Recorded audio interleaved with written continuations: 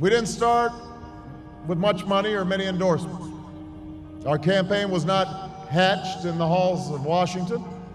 It began in the backyards of Des Moines, in the living rooms of Concord, and the front porches of Charleston.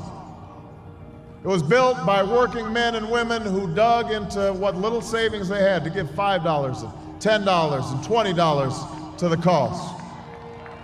It grew strength from the young people who rejected the myth of their generation's apathy, who left their homes and their families for jobs that offered little pay and less sleep.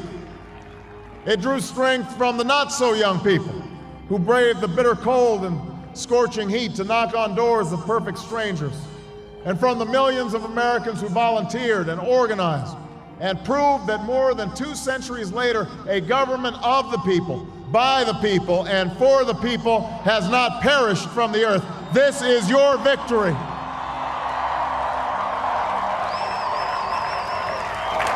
There are mothers and fathers who will lie awake after their children fall asleep and wonder how they'll make the mortgage, or pay their doctor's bills, or save enough for their child's college education.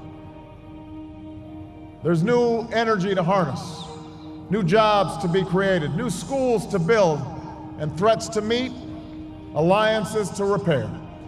The road ahead will be long. Our climb will be steep.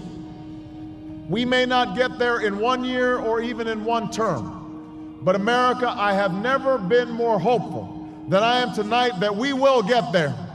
I promise you, we as a people will get there.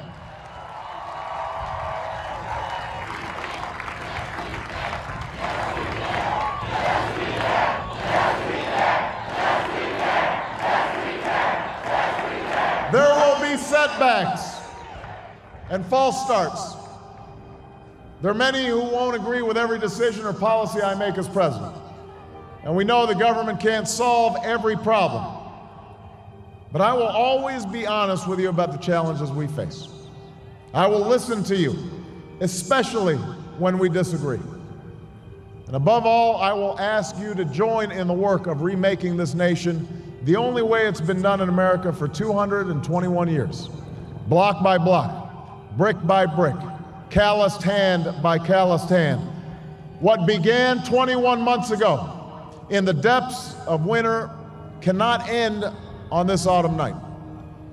This victory alone is not the change we seek. It is only the chance for us to make that change. And that cannot happen if we go back to the way things were. It can't happen without you, without a new spirit of service, a new spirit of sacrifice.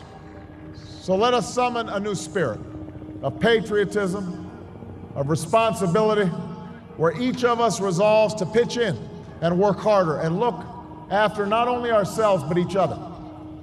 Let us remember that if this financial crisis taught us anything, it's that we cannot have a thriving Wall Street while Main Street suffers.